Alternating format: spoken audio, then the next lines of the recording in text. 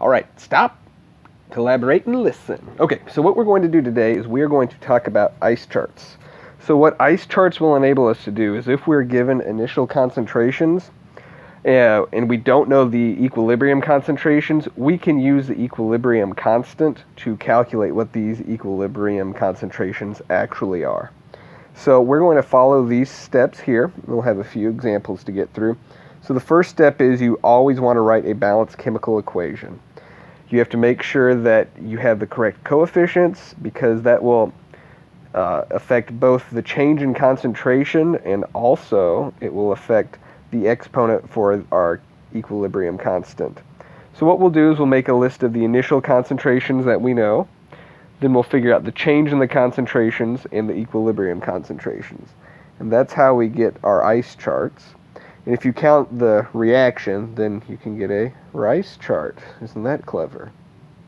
So what we'll do is we'll go through and we'll substitute equilibrium concentrations into the equilibrium equation and solve for x.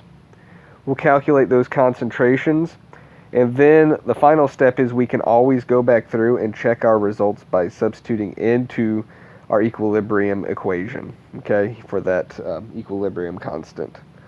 So there really is no reason to ever miss any of these problems because you can always check your work and see how close you are to the actual equilibrium constant. There will be some round off error, but you'll be on the same order of magnitude and usually just a few digits off. So let's go ahead and take a look at our first example. Our first example, we're looking at the reaction of hydrogen and iodine to yield hydrogen iodide. We know the Kc value for this particular reaction.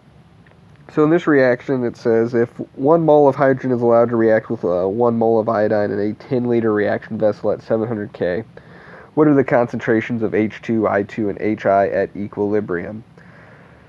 So what we want to do is the first thing we always do is if it doesn't tell us an initial concentration for a product, you're going to want to assume that it's 0. And then we'll need to convert these mole values into concentrations. So for H2, the concentration of H2 will be 1 mole divided by 10 liters, and we'll get 0.100 molar.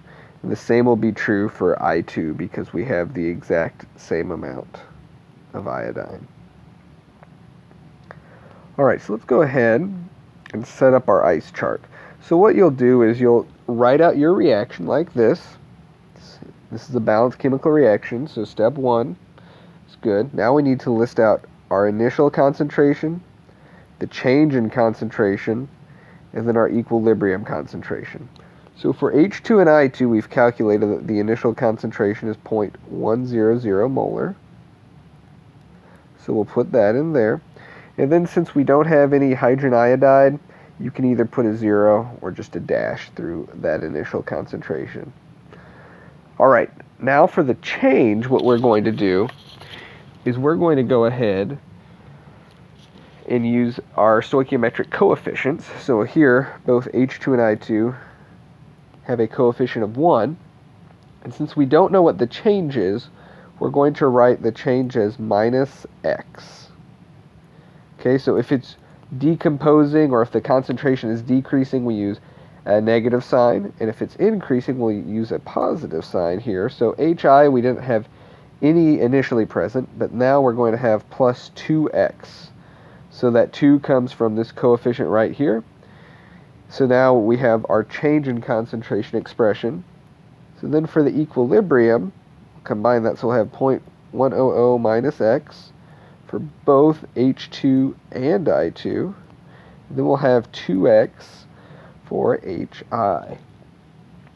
So what I like to do from here is to write out our equilibrium constant expression. So Kc is equal to the concentration of HI squared over the concentration of H2 times the concentration of I2. So now what we can do is we can plug in numerically.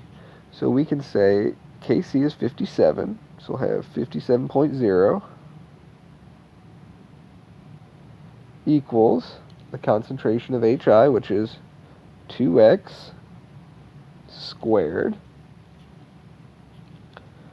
over 0.1 minus x. I guess we should keep getting siggy with it, so we'll put 0.100 minus x for H2, and then 0.100 minus x for I2. Alright, so this is an ideal example to start out with, because what we can do is we can combine our denominator, and we can get rid of one of these terms and we can square it. And this will save us from having to use a quadratic equation. Normally that doesn't happen. Our next example, we will have to use a quadratic equation, but here we'll go ahead and combine things whenever we can so we can simplify it mathematically. So since everything on the right-hand side of our equation is squared, what we can do is, whenever we're solving for x, is we can go ahead and take the square root of both sides. So what that should end up giving us is 7.55 is equal to, well, the square root of 2x squared becomes 2x, and then we have 0.100 minus x in our denominator. So now we can go ahead and multiply our denominator over, so we get 0.755 minus 7.55 x is equal to 2x. Simplifying this further, combining like terms, we'll get 0.755 is equal to 9.55 x. So in this case, x is equal to 0.079. So be careful, because whenever we're solving for these, Kc, it does not have units. And then if we include units here with our concentrations, it's going to get really strange values. So what you have to remember to do is, at the very end, if you're solving for a concentration like here for x, that you throw on that molarity. Okay, so you throw on that molar. So now what we can do is we can take our x value. We aren't done yet. We have to go back through and plug into our equilibrium expression. So then from there we can find our equilibrium concentration. So H2 will be 0.100 minus x, so we'll have 0.021 molar into be 0.100 minus x, which is also 0.021 molar. And then for HI, that concentration will be 0.158 molar. So those are the concentrations in terms of molarity. Recall that molarity is moles per liter. So if, in this case, I think the initial problem asked us to find how many moles are present. So what you need to do is, if you're finding the moles, is multiply by the volume. So here would be multiplying by the 10 liters. So you'd end up with 0.21 moles of H2, 0.21 moles of N2, or I2, sorry about that, I2, and then 1.58 moles of HI. So you probably notice that this is supposed to be an I2 over here. Alright, so but this is how these ice charts work. You put in your initial concentrations whenever you're writing the change. It's minus x, and then if you need a coefficient, you just take the coefficient from your balanced chemical equation.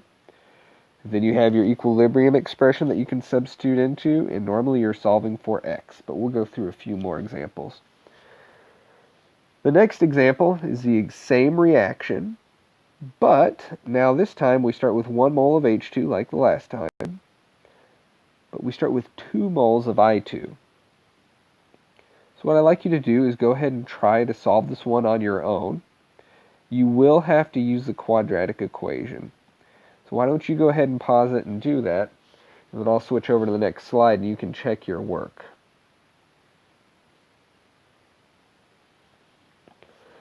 So the first thing we did is we plugged in our initial concentrations, which were 0.100 molar, 0.200 molar for H2 and I2.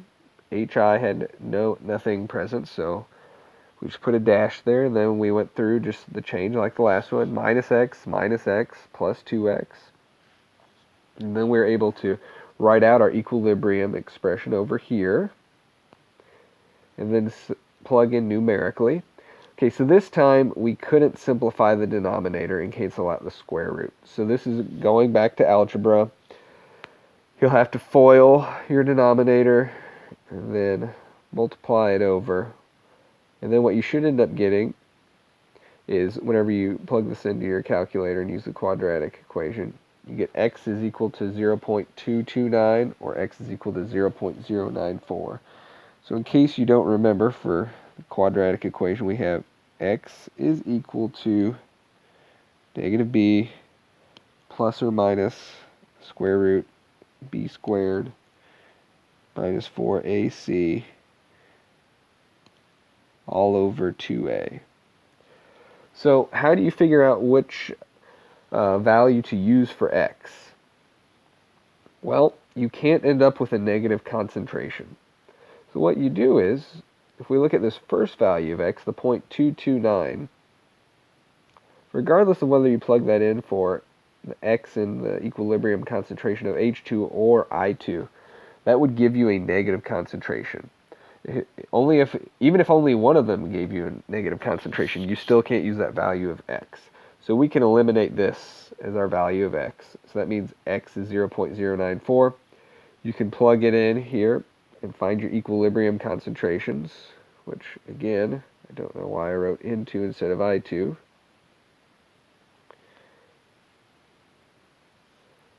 And then if you wanted to convert it to moles, you take your concentration and multiply by the volume, which here it is 10 liters.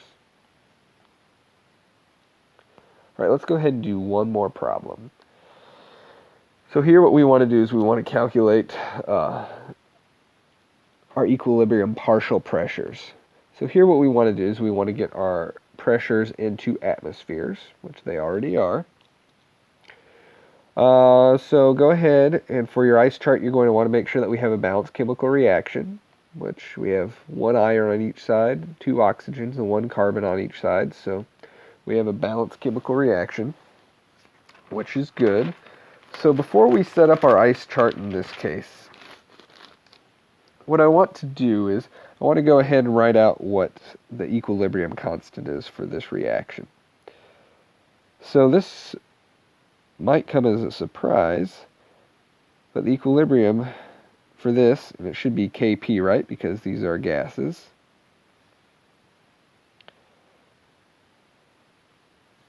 But there's only the gases that are present, because remember we said solids and liquids do not count whenever we're looking at the equilibrium constant. Okay, so that's what Kp is equal to. And then there's one other strange thing about this reaction. And this is something you want to get in the habit of doing. Before you even start plugging into your ice chart, solve for a Qp. So here we'll have 0.500, so that's the pressure of CO2 divided by the pressure of CO. And here, Qp is 0.500. Well, Qp is less than Kp. Actually, it's greater than, but I just can't read. Alright, so since Qp is greater than Kp, that means the reaction is going to go backwards. So let's go ahead and write out our ice chart on the next page, and I'll show you how this works. So we'll have our initial, our change, and our equilibrium concentrations. Okay, so since the iron 2 oxide and then the iron solid don't occur in the overall equilibrium constant expression, we can just put an X through these spots. Let's go ahead and start by putting our initial pressures. So we'll put 1.000 atmospheres. and then 0.500 atmospheres. Okay, but now since we said the reaction is going to go backwards because QP was greater than KP. If it's going backwards, that means we're going to lose concentration on the right-hand side. So that's why we'll put a minus over here in the products as they change, and then a plus over here in the reactants. So what we'll end up doing is we'll do the same thing as last two times whenever we're setting up our ice charts. So we know that Kp was equal to the pressure of CO2 over the pressure of CO. So now we can just plug in numerically. So we have 0.259 was Kp. Now the pressure of CO2 is 0.500 minus X.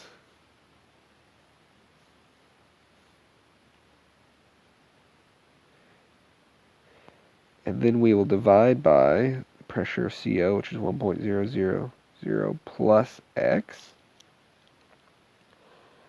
And whenever we go through and start to solve this out, so we multiply our denominator over, so we get 0.259 plus 0.259x is equal to 0.500 minus x. So combining like terms, we get 1.259x is equal to 0.241. Solving for x, we get 0.191. And remember, just like with concentration, how we threw those units on because Kp is dimensionless, we'll have to do the same thing for our equilibrium pressures. So the pressure of CO is going to end up being 1.191 atmospheres. And the pressure of CO2 should have decreased, and we get 0.309 atmospheres. And probably what we should have done on the previous examples is taken our equilibrium pressures, or in the previous examples, the concentrations, and plug back into our expression up here. So let's go ahead and plug that in to make sure that we get the same value out. So if we take 0.309 divided by 1.191, we end up getting out Kp to be 0.259, which is what Kp is. So that means our work for our ice chart was correct. So really with the ice charts, there's a bigger chance that you'll make a mistake with the math than you will actually setting up the problem. So just be careful whenever you're setting up with your change in concentrations and then your equilibrium concentrations as well, or your equilibrium pressures. But that will do it for the ice charts. Really make sure that you can go through and do these on your own, because ice charts are going to play a really big role as we move forward with the next couple of units.